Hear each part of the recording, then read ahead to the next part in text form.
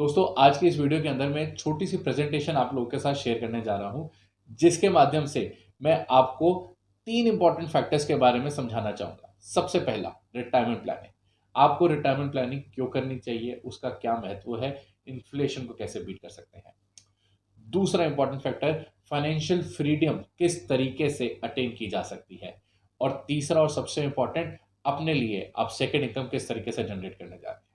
दोस्तों इस वीडियो के अंदर आखिर तक हमारे साथ जुड़े रहिएगा, क्योंकि आखिर में मैं आपको एक ऐसे प्रोडक्ट, ऐसे टूल के बारे में बताने जा रहा हूं जिसको आप एसोसिएट होंगे, आपके लिए ये तीनों के तीनों प्रोविजन एक ही टूल से कंप्लीट हो सकते हैं।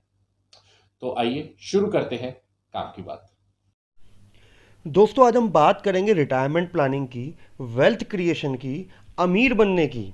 इस वीडियो में हम आपको दिखाएंगे एग्जैक्टली रिटायरमेंट प्लानिंग कि मेरी आज की आमदनी के हिसाब से मुझे फ्यूचर में कितनी पेंशन चाहिए होगी विद मैथमेटिक कैलकुलेशन, और दूसरा कौन सा रिटायरमेंट प्लान मेरे लिए बेस्ट रहेगा। आज मैं आपके सामने एक आम आदमी के घर का खर्च रख रहा हूँ। एक आम आदमी के घर का खर्च, मैं 1 लीटर दूध की बात कर रहा हूँ और 1 प्लेट मसाला डोसा छोला भटूरा 1 प्लेट खाने की बात कर रहा हूँ। आज से 30 साल पहले सन 1990 में 1 लीटर दूध 10 रुपये का आता था और 1 प्लेट भोजन भी करीब करीब 10 रुपये का था। आज सन 2021 की बात करूँ तो दूध का रेट करीब 60 रुपये लीटर और 1 प्लेट स्नैक्स का rate chola bhatura masala dosa whatever is close to 100 rupees. इनका जो ग्रोथ रेट है वो 6 से 8% की रेंज में, जिसे हम कहते हैं महंगाई की दर, इन्फ्लेशन। यदि ऐसे ही चलता रहा तो आज से 21 साल के बाद सन 2040 में 1 लीटर दूध करीब करीब 200 रुपए का आएगा और 1 प्लेट स्नैक्स करीब करीब 400 रुपए का आएगा। अगर मैं एक हाउस होल्ड एक्सपेंस की बात करूं या 1 तोला सोने की बात करूं, एक घर के खर्च की बात, 1990 आज से अगेन 30 साल पहले 1 तोला सोना करीब 3,000 में आता था और एक आम आदमी का घर खर्च भी करीब करीब 3,000 था। आज सन 2021 की बात करें तो सोने का रेट भी 50,000 तोला और आम आदमी के घर का खर्च भी 50,000 रुपए के लगभग, जो 10% सालाना से ग्रो कर रहा है। और इसी तरह से चला तो जब आप और मैं आज से 20 साल के बाद रिटायर होंगे सन 2040 में, तो हो सकता है हमें अपना घर खर्च चलाने के लिए, इस लिविंग स्टैंडर्ड को मेंटेन करने के लिए 4-1 लाख रुपए महीने की जरूरत पड़ेगी। जी हाँ दोस्तों, 4-1 लाख रुपए ये आम आदमी जो मैंने अज्यूम किया है, जिसकी उम्र 35 साल है और घर का खर्च 50,000 है। यदि आपकी इनकम 1 लाख है तो आप फिगर डबल कर दीजिए। तो अगर घर का खर्च 50,000 है, मैं ये मान लेता हूं, और आज से 25 साल के बाद, ये 35 साल का व्यक्ति है, मैंने 7% कंपाउंड इन्फ्लेशन काउंट किया है। अगर 7% कंपाउंड इन्फ्लेशन मैं इस आम आदमी की जीवन में जोड़ देता हूं, तो जब ये रिटायर होगा 60 साल की एज में, आज से 25 साल के बाद, तो इसे 5 करोड़ का डिपॉजिट चाहिए होगा। अगर 5 करोड़ बैंक में रखें, 6% सालाना ब्याज हो, 0.5% के हिसाब से 2.5 लाख रुपए महीना इसके घर में आएगा to maintain same living standard. अब क्वेश्चन ये आता है कि 50,000 तनख्वाह वाला आदमी 5 करोड़ कैसे जोड़े, क्या बेस्ट ऑप्शन है उसके लिए, तो वो मैं आपको बताता हूं। देखो, गोल क्लियर हो गया कि 5 करोड़ जोड़ना है। अब मैं मैथमेटिक्स रख रहा हूं आपके सामने। यदि मेरी इन्वेस्टमेंट पे 8% सालाना ब्याज आता है, जो सेफर इंस्ट्रूमेंट इंडिया में देते हैं, तो 55,000 रुपये महीना चाहिए। यदि मेरी इन्वेस्टमेंट पे 12% सालाना ब्याज आता है, तो ये टारगेट केवल 30,000 रुपये महीने के निवेश से हो सकता है। और यदि 15% ब्याज आता है, तो this can be achieve with 18,000 rupees. 15-20 lakh रुपए का प्लॉट लेके डाल दीजिए। अब क्वेश्चन ये कि 8% से टारगेट अचीव हो नहीं सकता, 50,000 तनख्वाह में 55,000 कैसे बचाएं, और 15% का जहां रिटर्न है वहां पे रिस्क एसोसिएटेड है, पता ना पैसा डूब तो ना जाए।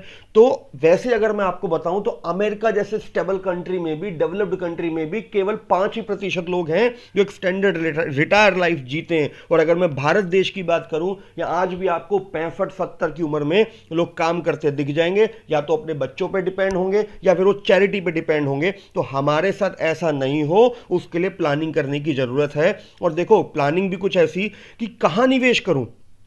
सेफ जगह जाता हूं तो रिटर्न नहीं आते, ग्रोथ ओरिएंटेड इंस्ट्रूमेंट में जाता हूं तो रिस्क ओरिएंटेड है। तो एलआईसी और पीपीएफ की गारंटी के साथ जाऊं या शेयर बाजार, म्यूचुअल फंड और प्रॉपर्टी की ग्रोथ और रिस्क के साथ जाऊं, तो इसका जवाब है balance approach, rule based investing. आज मैं आपको रूल बेस्ड इन्वेस्टिंग दिखाने वाला हूं, जिसका पहला नियम है कहीं भी निवेश करें पर शुरुआत जल्दी करें। जो व्यक्ति जितनी जल्दी शुरू कर देगा उसके लिए इस टारगेट को अचीव करना उतना आसान होगा। तो जितनी जल्दी शुरुआत करेंगे उतना बेहतर रहेगा। अब दूसरा निवेश है split up your money into 3 part. पैसे के 3 टुकड़े कर दीजिए।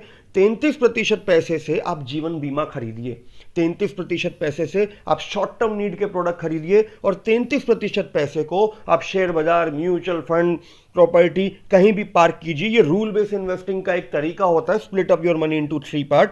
अब जहां पर 6, 7, 8% के अश्योर्ड रिटर्न आते हैं वहां से ग्रोथ तो नहीं बनती लेकिन प्रोटेक्शन मिल जाती है। शेयर बाजार में 15, 16, 18% के रिटर्न तो आते हैं बट रिस्क है। जिस साल मेरे को पैसा चाहिए तभी बाजार गिर गया तो 15-20% का रिटर्न कहां से आता है? तो उसके लिए एक बार आपको शेयर बाजार को समझना होगा। मैं ज्यादा लंबी बात नहीं कर रहा, सिर्फ सेंसेक्स की बात कर रहा हूं। वो सेंसेक्स जो इंडिया की टॉप 30 कंपनी से बना है, जिसको आज हम 60,000 पे देखते हैं, एक्चुअल में उसकी शुरुआत आज से 40 साल पहले 1979 में 100 रेट पॉइंट से हुई थी, जो सालाना 16% की ग्रोथ दे रहा है। यानी भारतीय शेयर बाजार में 16% की ग्रोथ तो बड़ी कंपनियां दे ही रही हैं। और यदि मैं म्यूचुअल फंड्स की बात करूं तो म्यूचुअल फंड का पिछले 15 साल का मैं रियल रिटर्न बता रहा हूं। जिन लोगों ने पिछले 15 साल में 15,000 रुपए महीना दिया, 15% ग्रोथ आई, आज उनके पास 1 करोड़ रुपए का रियल रिटर्न है। तो मैं फिर वही बात करूंगा कि 5 करोड़ टारगेट अचीव करना है तो मैं सारा पैसा शेयर बाजार में डालने की बात नहीं कर रहा। I am advising a rule based investing. कुछ पैसा जीवन बीमा में डालो, कुछ पैसा शॉर्ट टर्म नीड के प्रोडक्ट में रखो, कुछ पैसा लॉन्ग टर्म गोल के हिसाब से चलाओ। 10, 12, 15% की ग्रोथ बनानी कोई मुश्किल नहीं है। अब क्वेश्चन ये आता है, मैं जिंदा रहा तो खूब वेल्थ बनाऊंगा, कहीं इमरजेंसी आ गई, अगर प्लान ए फेल हो गया मेरी लाइफ में तो व्हाट इज प्लान बी? तो मैं आज आपको प्लान बी भी बताऊंगा। मेरी नौकरी चली गई, बेड रेस्ट आ गया, दुकान बंद हो गई तो क्या होगा? तो जैसा मैंने आपको कहा, 100 रुपए में से 33 रुपए शॉर्ट टर्म नीड के प्रोडक्ट में डालो, वो मुझे इमरजेंसी पोजीशन में बचा लेंगे। अब भगवान ना करे मैं ही नहीं रहा, मैं इस दुनिया में नहीं रहा, मैं जिंदा हूं तो वेल्थ बनाऊंगा, मैं नहीं रहा तो मेरी बीवी बच्चों को तो आज ही पेंशन चाहिए। तो जो 33% पैसा मैंने कहा था जीवन बीमा कंपनी को दो, वो आपके परिवार को बचा लेंगे। तो रूल बेस्ड इन्वेस्टिंग, पैसे के 3 हिस्से कीजिए, कुछ जीवन बीमा लीजिए, कुछ शॉर्ट टर्म नीड के विदाउट लॉक इन प्रोडक्ट लीजिए, कुछ म्यूचुअल फंड शेयर बाजार लीजिए, एक बैलेंस अप्रोच लेके चलिए। मैंने 5,000 रुपए महीने का फ्यूचर कैलकुलेशन दिखाया है। यदि 5,000 रुपए महीना 8% सालाना से ग्रो करे तो 28 लाख बनता है 20 साल में। यदि 15% से ग्रो करें तो 66 लाख बनता है। अभी आपको आपके 5,000 पे 28 लाख चाहिए कि 66 लाख, वो आपको देखना है। मैं सिंपल इतना जानता हूं, यदि आप वृद्धावस्था में सर उठा के जीना चाहते हैं, अपना गाड़ी बंगला मेंटेन करना चाहते हैं, अपनी दवाइयों का खर्च खुद उठाना चाहते हैं, तो आज आपको प्लानिंग की जरूरत है। शान से सर उठाकर जीने के लिए अपने फाइनेंशियल एडवाइजर को कांटेक्ट कीजिए, अपनी आर्थिक कुंडली चेक कराइए। ये वीडियो हमने सिर्फ ट्रेनिंग और एजुकेशन पर्पस से बनाया है। हम किसी भी कंपनी के प्रोडक्ट का कोई एंडोर्समेंट नहीं कर रहे। Mutual fund investment are subject to market risk and insurance is subject matter of solicitation. Thank you.